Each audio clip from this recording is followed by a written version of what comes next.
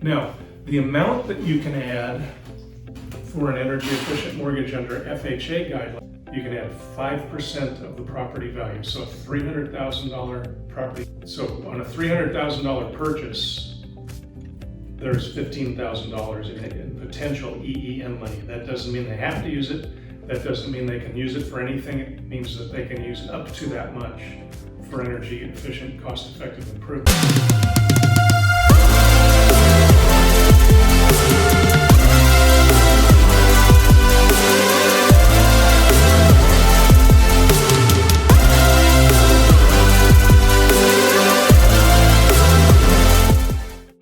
Because the guidelines say the lessor of the purchase price or the appraised value.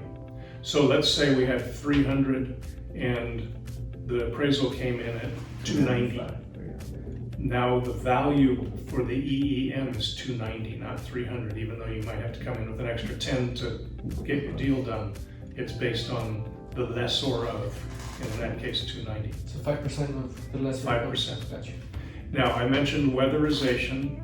And weatherization is kind of a catch-all bucket that HUD came out with in, I think, 2008. We realized that with the increase in prices for building materials and construction, that 5% is not always enough money. So you can add, I'm going to simplify it, you can add up to $2,000 for what they call weatherization. And weatherization, according to HUD, is caulking, insulation, weather stripping, what's the word? Storm windows. You can tell it's from back east because we don't call them storm windows in California, they do in Washington. But double pane windows, but then it says comma, etc. So it's a catch-all bucket. Basically it means that in the case of the house in series where we have a $15,000 budget that there is no DTI qualification for whatsoever, if the borrower wants to, and if the borrower's DTIs allow it, we can now increase that EM to $17,000. And I'm, as the facilitator, I'm the one that lays all that out in the documentation, spells it out for underwriting.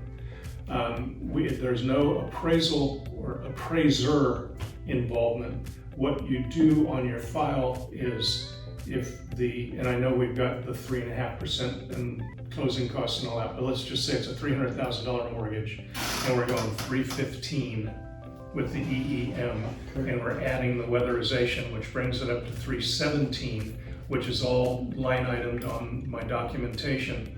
You as the lender or the processor or the underwriter, whomever does that task, you add $2,000 to the purchase price and you add $2,000 to the appraisal. So both of those columns go up so they equal each other out. They have to qualify for the $2,000, but there's no appraisal consideration for the $2,000. And I've done literally hundreds of weatherization deals, never once had them questioned. You actually can go up to $3,500, which is obviously a lot more than $2,000. But if you go above $2,000, you have to have the appraiser do an addendum to the appraisal showing value for the improvements. We don't want to do that. We don't want to get another cook back in the kitchen after they've already been there and done what they do. So I keep it at $2,000. That's why he's an excellent cook. Don't mess with the chef.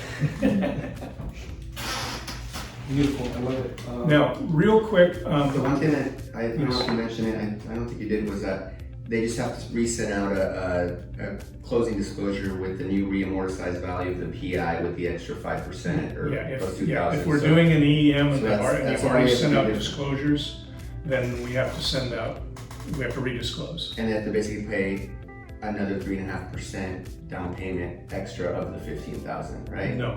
Well, that's what The you mentioned. EEM amount has no down payment requirement. It's 100% finance. Okay. What about interest? Does it get hit with interest? Okay, so let's say, what are we at today? 3 1/4? Same thing. You're 3 1/4? Same thing, then it doesn't change. Just So increases the amount. it's the same loan. It increases the base mortgage amount. So my $300,000 loan becomes a $315,000 loan. And again, I'm familiar with Encompass and not other ones. Encompass automatically repopulates all the fields, but it does not change the 3.5% statutory down payment. Okay, so it just affects the PI. Just the P&I, yeah. Now, it does affect your mortgage insurance because you have a bigger loan, so your mortgage insurance is recalculated. 0.85, whatever. Mm-hmm. But on the HUD guideline, they specifically say they're only interested in principal and interest for the calculation of the EEM cost effectiveness. Cool. Okay. It's actually really easy. A lot of people that haven't done them, once we do one, they go, that was simple, why aren't we doing more of those? You know, our lenders saying, I ought to be telling my realtors about it. But I'm going to caution you from a marketing standpoint for you and your business is I call the EM a tool in your toolbox. I'm also a contractor, I'm a carpenter. I got a toolbox, right? I got hand saws in there. I've got battery powered saws. I've got corded skill saws. Those are all tools in my box. Great. If I want to cut 1 inch off a piece of 1x2, I'm not going to get a skill saw out. I'm going to get a hand saw. So they're different tools. The EM jigsaw. Or jigsaw, battery powered. My point is, the EEM is not a one size fits all. It's not a. I took a sales training class once, and the trainer, I actually thought he was full of it, but I liked a few things I got from him. He said, "Don't throw up on your client. You know, it's not a one size fits all. It's a good thing, but you don't want to become the guy that the realtors go, oh, here's that EEM lender." Unless it's your niche, then it's okay. Well, yeah, unless it's your niche. I mean, if you want to be what I call a green team lender, that's fine. But don't lose business because you think that people ought to have an EM. I'd say it's an option. Gotcha. When the program came out in 1993, HUD required a disclosure. Lenders on FHA mortgages at application had to disclose on a specific form that the energy efficient mortgage option was available. In 1995, when they made the program a 50-state permanent program, they said that mandatory disclosure was now optional. But for a couple of years there, you actually had to tell the people, sign this. This says that you're entitled to an energy efficient mortgage. Lenders hated it because the applicant would say, what's an energy efficient mortgage? And your job is to take an application and get them into the system, not explain everything about everything with regards to the purchase and the mortgage.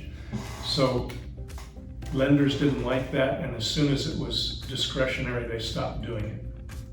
My suggestion is that when we do one and you become comfortable with them and see how they work, that you might not necessarily have them sign a disclosure, but just mention it. And if they're interested, then you say, I work with a facilitator. If it's okay with you, I'll give him your name and number and I'll have him call you to explain the option. Back to strategy, include us, don't take it on your own. Gotcha. Because you'll waste your time. Even if it turns into an EM, you'll be spending time let's say you're taking an application that's running a little long and you have somebody else waiting out here to see you. The last thing you want to do is spend another 20 or 30 minutes explaining how, but I am never going to be aggressive on promoting an EM on a specific house or purchase to somebody. I'm going to give them the facts. I like to tell them, I'm going to give you all the information for you to digest and make an informed decision for yourselves. You got to talk to your funders and say, we're contemplating, that's a good word. I'm not putting words in your mouth, I'm just trying to soften what I'm going to say. We're thinking about launching a new marketing plan to take advantage of the FHA Energy Efficient Mortgage Program. Do you do them? And if somebody says, no, we don't do those, they're terrible, they're a pain in the rear, fine. Somebody else says, oh yeah, we can do those. Or if somebody says, I'm not sure, then you might say. It's pretty common, bro. Like everyone I talked to, and they've reached out to theirs, like, oh yeah, we do them. Yeah. If you have a lender that is emphatic no, just let's not use them. If you have a lender that's, I'm not sure, say, well, I can have Bill call you and explain it to you. In 1997, just for the record, I was paid as a consultant to go to Washington, DC, and I worked with HUD in the HUD building, which was a trip because that was kind of like X-Files. But I worked with the single family team at HUD and went over their guide. Sometimes I'll hear from a lender, no, they can't do an EM, those kids' ratios are totally stretched.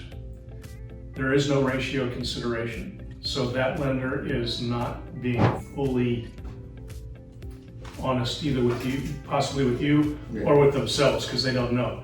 And when we're ignorant, the best thing to do is retreat into our shell for defense. So if somebody says their ratios won't allow it, that's incorrect.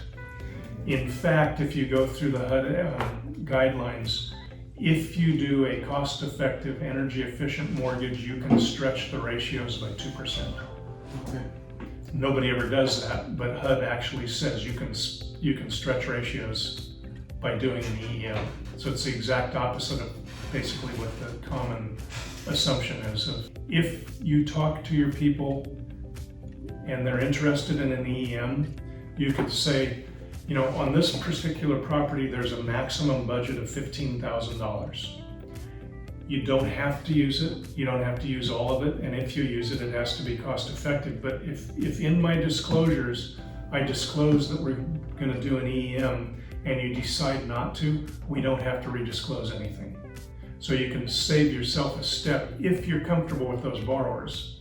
I would hate to have somebody say, well, we're going to disclose at 315 using, we're talking about an example house of 300,000 as the value. An EEM gives you 5% of the value, so that's where I'm coming up with 15 grand. If you disclose that, and then they go back to Thanksgiving dinner and Aunt Ethel says, 315, well, I know a lender that can do that for 300, and you lose the loan. That's not why we're here. That's not to do that. VA has a program. It's very limited. VA allows you no DTIs, no appraisal consideration, all the same things. They allow you $6,000, period. It's very hard to accomplish much these days with what things cost these days with $6,000, but it's there, it's possible. I've done VAs where the water heater is rusted out and the realtor calls me and says, hey, I need to do can you recommend somebody to do a water heater for me? And then they tell me the situation and I say, well, let's do an EM. And they go, what's a VA? They go, well, we can do a water heater with VA because a water heater doesn't cost $6,000, but it's just very limited. Now we move to Fannie Mae. Fannie Mae has the Homestyle Energy Mortgage. If you've heard of Fannie Mae's Homestyle Renovation Mortgage, this is different. It's similar but different to the renovation mortgage. It's their energy mortgage. It's their version of an energy efficient mortgage, and they actually allow you to go up to 15%. So in this case, we'd have 45 grand. We should have done the conventional. Well, but unlike FHA, on the Fannie Mae, you have to qualify for the extra money. Okay. So it's not That's like the slam DTI. It affects the DTI. Yes. Gotcha. But the underwriter can take the calculated savings of the HERS report. So let's say that the HERS report says, if you do heating and air and windows in this house, you're going to save $1,200 a year on your utility bills. So it's $100 a month. So $100 a month will actually buy you about, what, $20,000 in mortgage. So the underwriter can offset part of the DTIs by considering the utility savings, which they don't normally do. Another complication, though, with the conventional EEM is I have to get an appraisal addendum. If we're going to do one, it's a good idea to get it in the works before the appraiser goes out, and then I talk to the appraiser. So the Appraisal Institute has an energy addendum. Most appraisers don't use it. In fact, I've talked to many that don't know about it. But the energy addendum identifies the energy improvements, and then the appraiser assigns value. And what I like to do, if it's conventional, is get the HERS report done, and it will show the value of the improvements, and then I go over it with the appraiser, and the appraiser can add that value to the loan, or to his appraisal, I should say. So let's say the appraisal came in at 300 and we want to do 15 grand worth of work on a conventional. post. I give the documentation to the appraiser where he puts the energy addendum together with his appraisal, saying as his value is 300,000, improved with the EEM improvements is 3. An FHA loan, when you're just doing an FHA loan, that's a 203B. Yeah, I know that. The EM goes on a 203B. A 203K is a renovation loan. So let's say on this house, It's up to 35,000, right? Or something. well, there are two types. There's the limited, which is up to 35,000, and there is the 3K is whatever the local loan limits. So on a 203K, and I'm not going to go into all the details, there are two. There's a limited, which is you can borrow up to 35,000 above and beyond the purchase price, or there's the full, where you can borrow 110% of the improved value. So in your case, if we were going to do a 203K on Grandview, you have a purchase price of 300 and you have an as improved value of 322. As is not improved value. I thought he said in the appraisal, if I remember reading it, once these corrections are made, we will give it an existing value of 322. Oh, with those conditions, yeah, but it didn't take into consideration new dual pane windows. Correct, It's just correct, like fix the existing But I just window. say, let's say you got a 300 purchase price and you want to do $25,000 worth of improvements. You can add the 25 to the mortgage under the 203K renovation guidelines. They have to qualify for it and the appraiser has to sign off on it, but then they can add more money. Now, we can add an EEM on top of a 203K. So let's say that we're at 300 again, and there's $25,000 worth of work that needs to be done that doesn't fall under the guidelines of energy efficient, paint, carpet, new appliances. 25,000, we can add 15,000 on top of that for energy efficient improvements. So now all of a sudden your $300,000 loan is a $350,000 loan. For home repairs. But you're basically remodeling your home on a loan. At that Yeah. point, you're remodeling. Well, that's what it is it's a remodel loan. Or if you have a lot, not so much today, but 10 years ago when we had a lot of REOs that were kicked in, homeless people squatting and just tearing them up, breaking windows, kicking in doors.